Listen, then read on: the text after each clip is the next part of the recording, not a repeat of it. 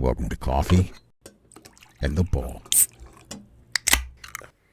Hey guys, Mike and John with Coffee and a Bull. Got our good buddy Kenny here today. Today we're going to be talking about coming back from checking out.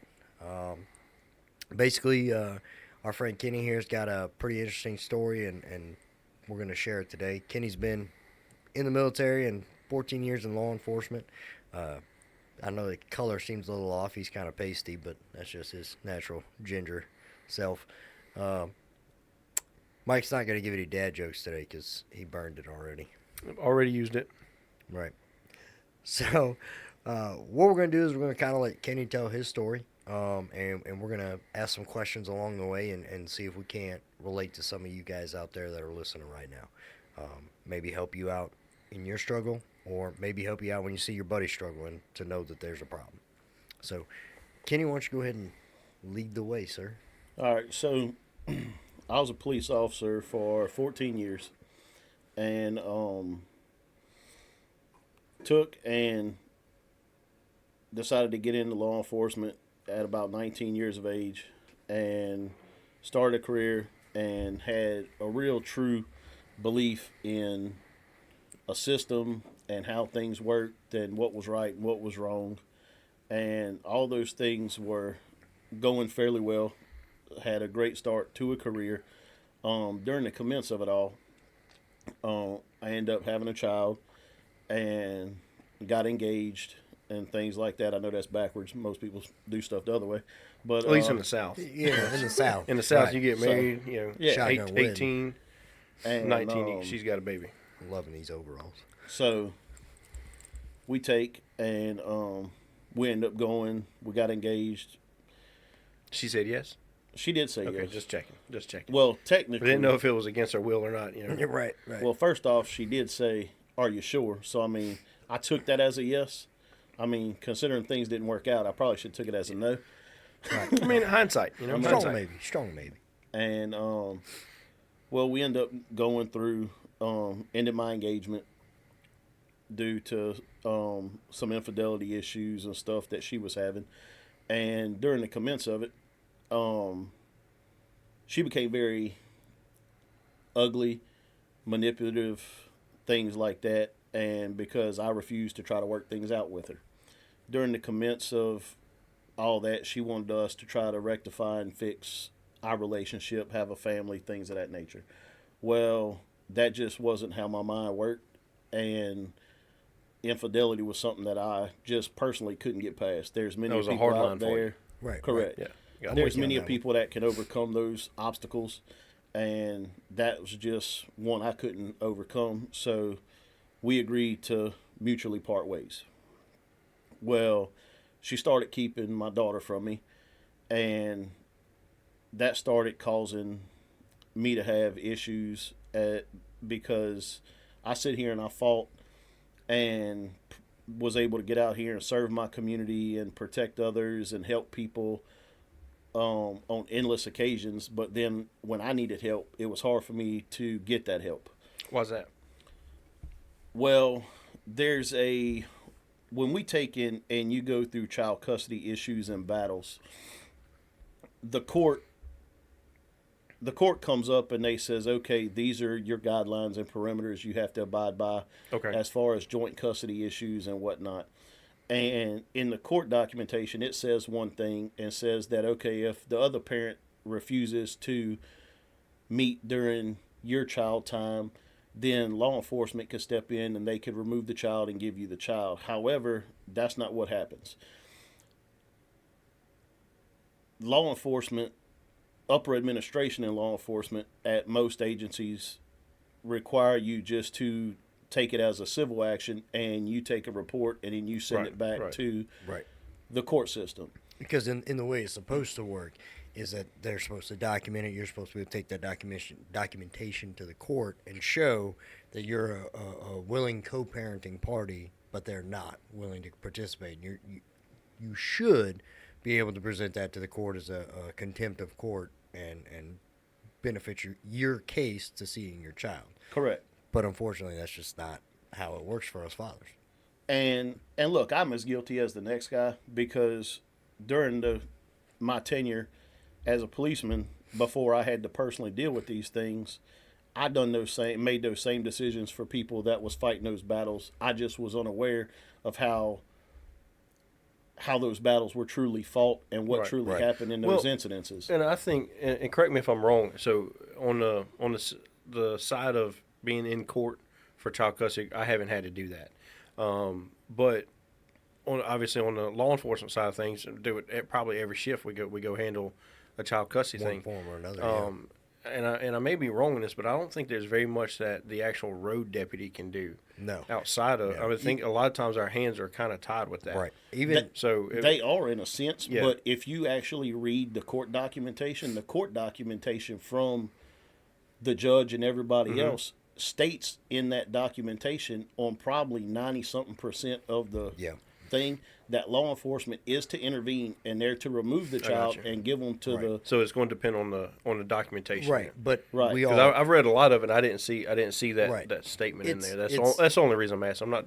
no, and now it's one of the things that you have to ask that's put into your paperwork. I got you. And a lot of agencies are like, look, this is a civil and almost a form of kidnapping, because if we're in the wrong, and that's usually the I call it the get out of jail free card. But if let's say hypothetically the court documentation that one party has is not as new as the documentation somebody else has, now we're in a weird loophole Right. where it's like, if this document says I can intervene and I need to take this child, but they have a document that says something completely different, it's just easier just like Right. nope. So it's more of a systemic issue versus Right. versus more of a road level thing now. Correct. It's got you. it's a protect the agency, because the last thing an agency wants to do is be accused of aiding somebody kidnapping a child. got you. You know what I mean? I don't agree with it. I 100% don't agree with it, because I feel like we have to go based on what the most recent current documentation is, and we're depriving people because we don't want to get sued down the road when that mom or that dad comes back and says, you were supposed to intervene and you didn't, and I didn't get to see my kid for 7-8 months, because you refused to intervene. And we document it. We say, hey, we wrote a report, and we said, hey, you didn't get to see your kid on this date and time. According to the documents, they didn't show up. But then when that dad goes to court and he's like, hey, I've got it, she's in contempt numerous times, that judge is going to say, all right, well, we'll charge her $50 for contempt. If he does anything, usually the judge will slap him on the hand and be like, oh, well, just don't do that anymore. I got you. And in the end, dad goes broke. and so a lot of times, just like he said, dad does go broke, or it gets very disheartening because you fight these battles and Yep. because there's many of accusations and, well, he's not a good father, or he's not this, or he's not that, or he's whatever, and not necessarily nothing as far as Now, do alcohol those- related or drug related or nothing like Right. that, but just they try to say that there's neglect of some part, and They then paint this picture that you're Right. a terrible And so father. this is something I don't know if a lot of our listeners are aware of, because I wasn't aware of this until maybe 2-3 weeks ago when we were having a conversation. Yep. A lot of those claims don't have to be substantiated. Right. Like they could just be hey, he's a bad dad because he's got Yeah. bugs in his house or whatever. It could be a baseless accusation, 100%. and Hearsay you're or guilty of made it up. until you prove otherwise. Right. correct. 'Cause And it's- so that's something we were running into with Right. somebody we know who, it was no, I'll say all it. kinds of Yeah. accusations, and No. he just stuck, Yeah, no, it's me. Like I'm legitimately going through a custody battle right now where my ex accused me of having an infestation, that my home is just infested with bugs. So now it's going to cost me somewhere, if I paid completely, it'd be like $700, because I had to have an exterminator come to my home and give me a clean bill of health and say, I don't have any infestations. I don't have a history of infestations. There's no markings or indicators that there was ever an infestation. And I have to put that out. I have to pay that on top of the lawyer that's going to cost Right, me and court almost costs $8,000, and then now I've got to go get doctor's records. I got to go get, school records. I've got to, print all these messages up and everything else. And it's like, I'm guilty before I ever step foot in there. And it's all made up stuff, no matter how big of a POS she is and all the drugs and adultery and stuff that she's done. So it's, no, yeah. 110%. And also too, like, all right, once you go and you do that, there's no change in none of that. It's just like, oh, well, he's not guilty of it. Let's move along. Right. So then at that point, you're out X amount of money Right. for what you had to spend just to prove your innocence. Right. But there's no, well, we need to have a discussion with her, or we need to find her, or she needs to pay for this Right. bill of getting the house checked because of her false accusation. None of that goes on. Right, not to mention that every accusation she made goes as public record, which, as we know, we would be like, well, that's injury to public record. Why is there not a charge or a crime committed, as it's clearly been committed by your lies on court documents? So it's an uphill battle for Dad. So I get where you're coming from, what you're saying. You deal with that struggle for so long. Eventually, you're just like, take my rights away. I don't want to deal with this anymore. Like, we're hurting a kid more than we're helping, me see my baby.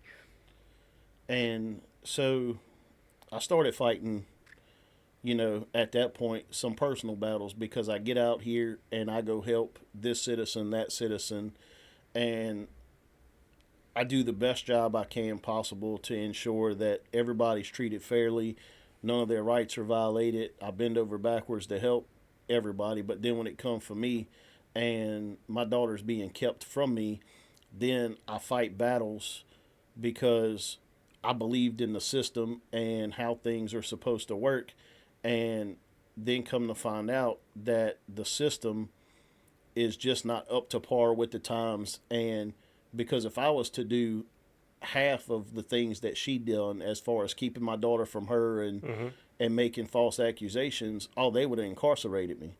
But she's allowed to do all those things with no backlash, with no disciplinary action, with no fines or fees or anything of that nature. And so it becomes very disheartening when you take and you believed in something all your life and you was always told to do right and wrong, and this is the right thing to do, and these are consequences and these are not consequences. And so you take and you build your reputation on what you believe, and it's very disheartening when you realize that there's a big gray area there where you don't necessarily, it's not always black and white, and there's a lot of gray there where things can go not your way. No matter how much right you do, you're still wrong. Right. Yep. So I took, and to try to combat these battles, like, naturally we all know that a policeman don't make what he should make as far as income wise, and so your resources to have income are pretty limited on most cases, because you have your paycheck, but then on your days off you'll have your details and things of that nature. But it's still not enough to cover every time you got to come up with X amount of money to go pay this attorney to go fight these battles, just because this party decides not to do right during a child exchange, or to have to spend this money just to see your own child. And then you start robbing Peter to pay Paul just to try to have some kind of relationship with your child. Right. Yep. And, well, during the commence of all that, it became very disheartening for me, and it put me in a depression. And it wasn't that I was depressed during the time while I was at work, because I did a very good job of going to work, being happy, cracking jokes, smiling. Nobody knew that the internal battles that I was facing at this time, my battles faced once I got home. And so when I got up and went to work, I was perfect. But then when I got home and I no longer had to do my duties, then that's when I sat there and I began to isolate myself.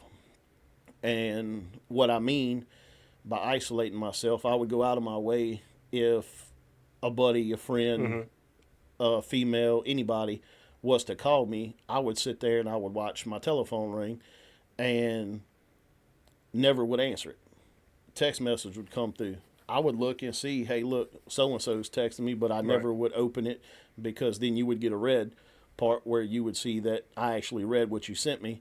So I just didn't answer it. Why do you think, and I don't mean to cut you off, why do you think you didn't tell anybody at work what was going on as far as your headspace? Well, but even before you get into that, a lot of guys, we keep a somber attitude in this podcast, and so if the only interaction with us that people have is the podcast, they're like, wow, these two guys are Debbie Downers, you know. Right. And now they got this third guy out here, you know, who, you know, he sounds down too. You know, it's got to be a, you know, like a depressing club that they're trying to start, and that's not the case, you know, because I've only met Kenny, you know, what, 5 times, 6 times, you know, a handful of times. And from the first time, you know, that I met him, it wasn't, you know, hey man, my name's Kenny. It's been, what's up, baby? How's it going? You know, like there's just a happiness about you. Right. And everybody that's seen you interact with, you have that, you know. And the same thing with us. Like we're always goofing around at work. We're having a great time. You know, and so it's not these guys who are just, you know, oh, the world's great type thing. You know, it's you know, like you said, you're one way at work. Behind you get to your house, you shut that door, you're a whole different person.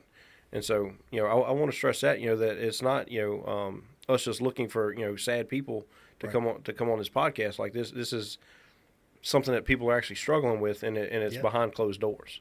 Yep, I'm with that. The totality of it is this is not the Kenny that we fell in love with. This is Kenny telling a story that's you know, his own and not of a happy time. Right. You know, this isn't the laughing, joking one. But I get that though, the two different personalities, the guy at work and the guy at home. So. Well, there was the reason why nobody knew, because we all like to be men. We all like to, you know, we all have prides. We all have egos. We all have all these things that make us who we are, and we take a lot of pride in our pride and ego, and we don't want to be judged by another individual. Right. And we don't want somebody to look upon us as being weak or as being not up to par with them, right? Not just necessarily professionally, socially, things of that nature. So that's kind of what I figured the situation was. I just, people at home, I want them to know that that's a normal thought, that happens to us. Well, also, too, besides that, it was also an embarrassment factor. Right. Because it's very embarrassing.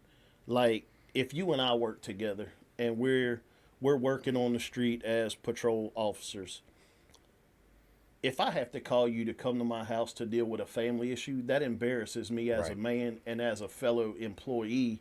110%. That you have to come get involved in my shenanigans, whether it's by my fault and my doing or someone else's. Right. It's an embarrassment that I have to see these people. I work with them. I have a great rapport with them.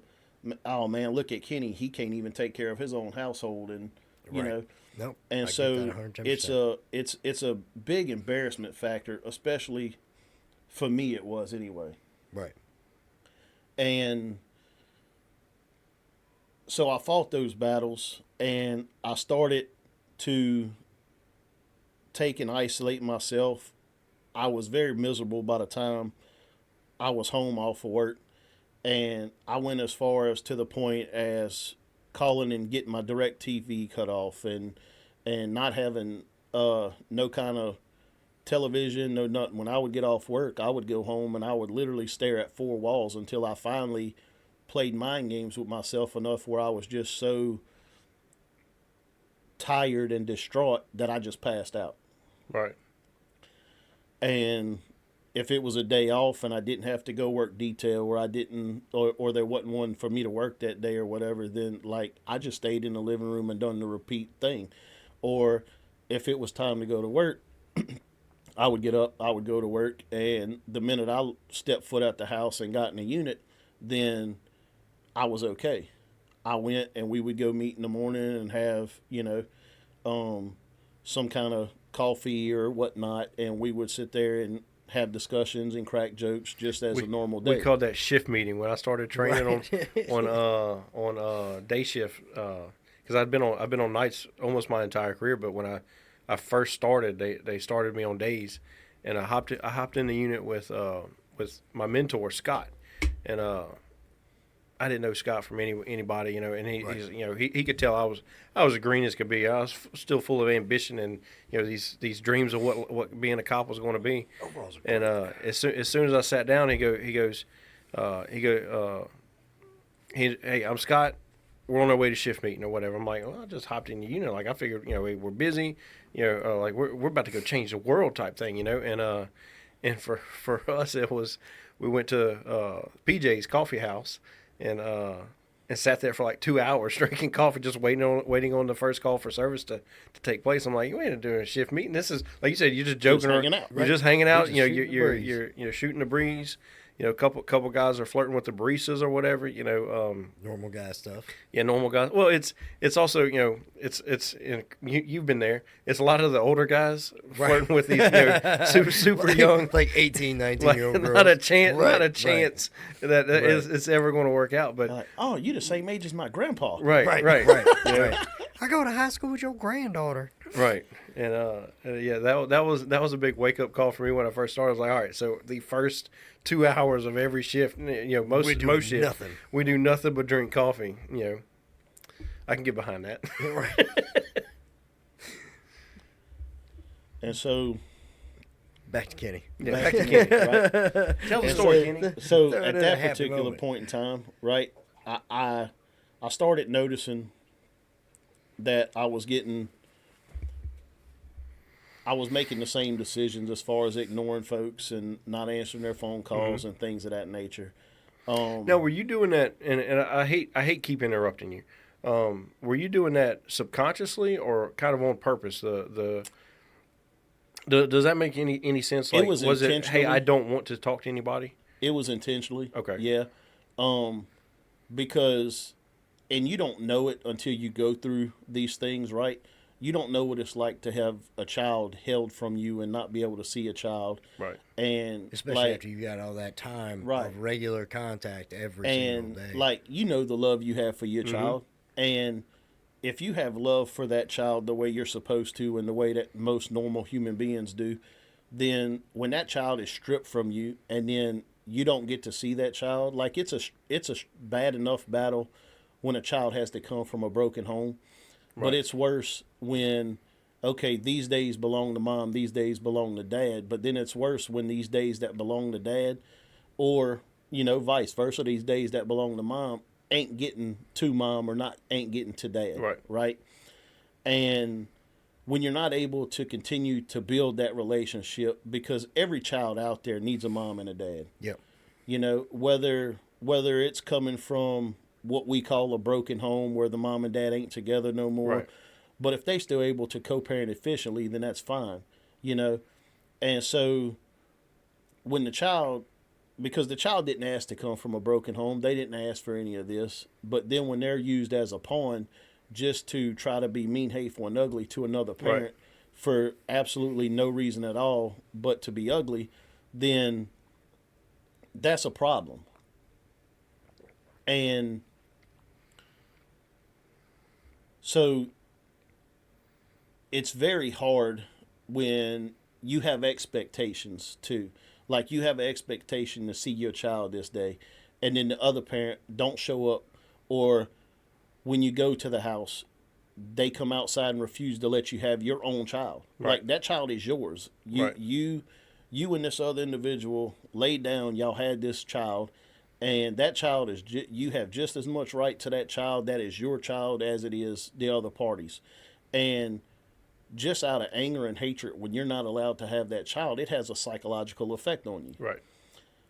Because you start to think about, okay, I was there from A to B. Me and this child, I was the first one to paint her little fingernails. I was the first one to change her little diaper. I was the first one to braid her little hair, and when all these things are stripped and you're left with just these memories, and it's not that the child passed away, but just because you can't see the child, and then when you do what you think is the right thing and you call for help and to get law enforcement to step in and do what a court document says, and then you get told by law enforcement, and look, I've told many of people the same thing what I was told, so I don't hold that against law enforcement either, because that's what we was told to do, but you're told to take a report and just refer these people back to the court system. And so when you do those things, then you have somebody left there without seeing a child. And we're not talking about, oh, it was a month and he didn't get to see his child. Like, this went on because when you take and you got to go fight these child custody batters, there's continuances and continuances, and there was times where I've went upwards of a year and a half, 2 years without seeing my child, Right. because of continuations. And it wasn't continuations on my behalf; it was stall tactics from her and things. So, you know, when it does come finally to a resolution, you know, you don't win a year and a half, 2 years without seeing your child and having contact with your child for absolutely nothing.